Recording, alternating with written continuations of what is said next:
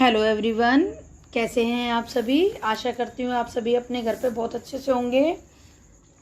इसी के साथ आज हम आपकी क्लास 7 से आपका पाठ 15 दिल्ली सल्तनत लेकर उपस्थित हैं। मैंने आपको इससे पहले वाले चैप्टर में आपको बताया था कि तराइन के द्वितीय युद्ध में यानी कि दूसरे युद्ध में 1192 ईस्वी में पृथ्वीराज चौहान की हार हुई। इसके साथ ही भारत में तुर्क साम्राज्य की नींव रखी गई। यह मुस्लिम शासन शीघ्र ही गंगा यमुना के दोआब तक फैल गया। 1206 से लेकर 1526 ईस्वी तक भारतीय इतिहास का यह अध्याय दिल्ली सल्तनत के नाम से जाना जाता है, क्योंकि इस काल के दिल्ली के तुर्क शासक सुल्तान कहलाए थे। 300 वर्षों के इस काल में 5 वंश और 32 राजाओं ने शासन किया। सबसे पहला गुलाम वंश, जिसने 1206 से लेकर 1290 ईस्वी तक राज्य किया। दूसरा है खिलजी वंश, जिसने 1290 से लेकर 1320 ईस्वी तक राज किया। तीसरा है तुगलक वंश, जिसने 1320 से लेकर 1414 ईस्वी तक राज किया। उसके बाद सैयद वंश, जिसने 1414 से लेकर 1451 तक। उसके बाद लास्ट जो था 1451 से 1526 ईस्वी तक लोधी वंश। सबसे पहले हम गुलाम वंश के विषय में पढ़ेंगे। गुलाम वंश की आपके सामने यहाँ पे वंशावली दिखाई है। गुलाम वंश की जो स्थापना थी वो कुतुबुद्दीन ऐबक ने की। उसके बाद शमसुद्दीन इल्तुमिश, फिर देन रजिया सुल्तान और उसके बाद बलबन था। कुतुबुद्दीन ऐबक यानी कि गुलाम वंश कैसे पढ़ा गया। गुलाम वंश को ममलुक वंश भी कहा जाता है। ममलुक जो शब्द है इसका अर्थ गुलाम या अधीनस्थ, यानी किसी के कोई हमारे अंदर कार्य करता है। मोहम्मद गौरी की मृत्यु के बाद कुतुबुद्दीन ऐबक ने स्वतंत्र भारत की स्थापना की, अपने स्वतंत्र राज्य की स्थापना की।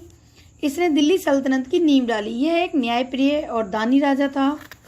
कुतुबुद्दीन ऐबक जो था एक उदारवादी सुल्तान था। इसको लाख बख्श नाम से इसको दिया गया, क्योंकि ये दान दिया करता था। कुतुबुद्दीन ऐबक जो था वह हिंदू तथा मुसलमानों में बड़ी मात्रा में धन का वितरण करता था। वह एक भवन निर्माता भी था। उसने दिल्ली में कुतुल इस्लाम मस्जिद तथा अजमेर में 2.5 दिन का झोपड़ा ऐबक द्वारा निर्मित है। इसने कुतुब मीनार का निर्माण भी कराया, जो पूरा ना हो सका। यह उसके प्रिय गुलाम शासक इल्तुमिश ने पूरा करवाया। 1210 ईस्वी में उसकी अपने घोड़े से गिरकर मृत्यु हो गई। उसके बाद जो था गुलाम वंश का जो दूसरा शासक था, अगला शासक था, वो इल्तुमिश था। अभी हम इसके बाद इल्तुमिश के विषय में पढ़ेंगे। इल्तुमिश जो था वो कुतुबुद्दीन ऐबक का गुलाम था। उसने अपनी योग्यता के बल पर सुल्तान कुतुबुद्दीन ऐबक के दरबार में उच्च स्थान प्राप्त किया। सुल्तान उसे बहुत चाहता था। उसने अपनी बेटी का विवाह भी इल्तुमिश के साथ कर दिया। ऐबक की मृत्यु के बाद उसका पुत्र जो था आराम शाह वह गद्दी पर बैठा। कुतुबुद्दीन ऐबक के पुत्र को पराजित करके इल्तुमिश जो था वह सिंहासन पर बैठा। वह एक शक्तिशाली शासक था तथा अपनी समस्याओं का सामना कुशलता से करता था। उसे सल्तनत काल का वास्तविक निर्माता माना गया है। सर्वप्रथम उसने आंतरिक विद्रोह को समाप्त किया और उसके साथ उसने उत्तर के राजपूतों का सामना भी किया। फिर उसने पूर्व की ओर रुख किया और बंगाल पर अपना स्वतंत्र नियंत्रण स्थापित किया। पश्चिम से अपनी सिंध पर कब्जा करके मंगोलों से सीमा को सुरक्षित किया। उसने मंगोलों के साथ युद्ध किया, जिसका नेतृत्व जो था वो चंगेज खान कर रहा था।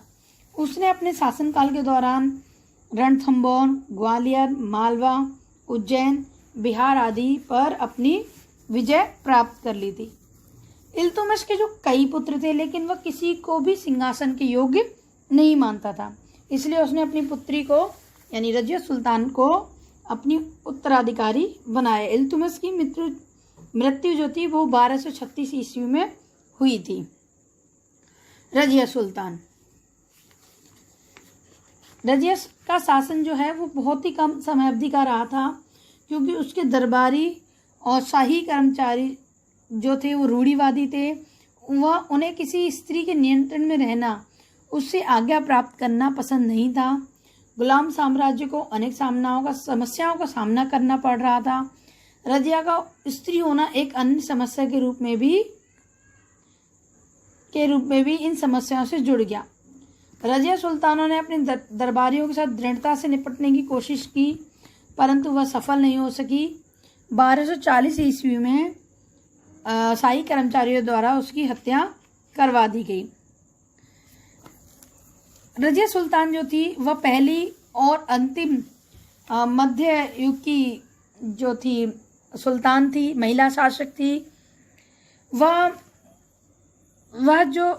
पहली शासक थी जो दिल्ली की गद्दी पर बैठी। वह एक योग्य शासक, सफल नेतृत्वकर्ता भी थी। वह पुरुषों की तरह पोशाकें पहनती थी। अगला है हमारा गयासुद्दीन बलबन। गयासुद्दीन बलबन जो था वो 1266 ईस्वी में सिंहासन पर बैठा। उस समय उसने, ये गुलाम वंश का दूसरा सबसे महत्वपूर्ण शासक था। उसने दरबारियों के लिए सख्त नियम बनाए। दरबारी उसके सामने सिजदा करते और उसके पैर को चूमते भी थे। बलबन जो था उसने 40 गुलामों के दल को समाप्त कर दिया, विद्रोहों को कुचल दिया। बलबन ने कानून व्यवस्था और शांति का साम्राज्य स्थापित किया। उसने कश्मीर के गोखरों पर अपना नियंत्रण स्थापित किया। बलबन के बाद जो उसके उत्तराधिकारी थे वो बहुत कमज़ोर थे, अयोग्य थे। उसके बाद जलालुद्दीन खिलजी के द्वारा उसके जो अंतिम शासक था उसको छीन लिया गया। बलबन के अयोग्य उत्तराधिकारी को परास्त करके 1290 ईस्वी में जलालुद्दीन खिलजी ने खिलजी वंश की स्थापना की। इसका काल जो था वो 3 दशक तक रहा। जलालुद्दीन खिलजी जो थे एक 70 वर्ष का था, लेकिन उसके जो महत्वाकांक्षी भतीजा अलाउद्दीन खिलजी ने उसके धोखे से उसकी हत्या कर दी और स्वयं को सुल्तान घोषित कर दिया। अलाउद्दीन खिलजी जो था वह एक शक्तिशाली और महत्वाकांक्षी शासक था। उसने अपने साम्राज्य का विस्तार किया। उसका स्वप्न संपूर्ण भारत पर अपना साम्राज्य स्थापित करना था। अलाउद्दीन खिलजी ने अपनी शक्तिशाली सेना के बल पर मुल्तान, गुजरात, रणथंभौर, मालवा, जालौर तथा चित्तौड़ के किले पर अधिकार जमा लिया। अलाउद्दीन खिलजी के कारण ही चित्तौड़ की महारानी पद्मिनी को जौहर करना पड़ा।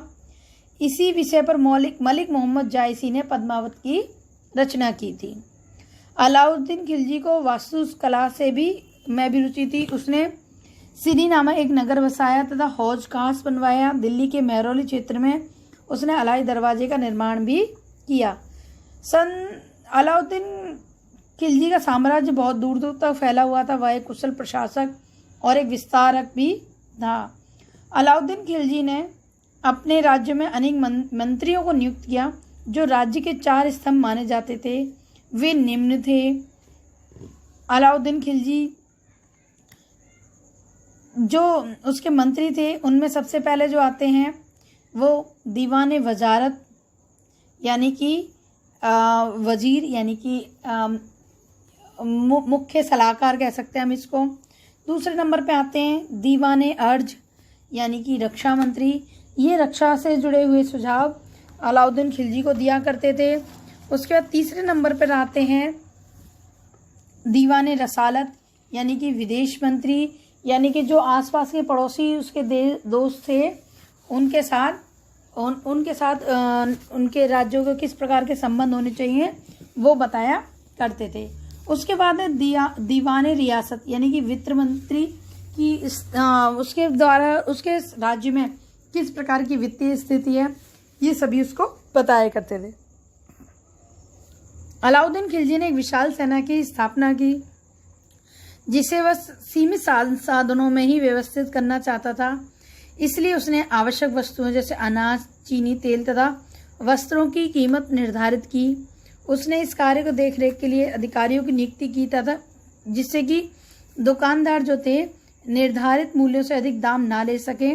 वास्तव में उसने ऐसा इसलिए किया ताकि सैनिक जो थे वो आवश्यक वस्तु को उसी सीमित आय में खरीद सकें जो उन्हें उसे नगद वेतन के रूप में प्राप्त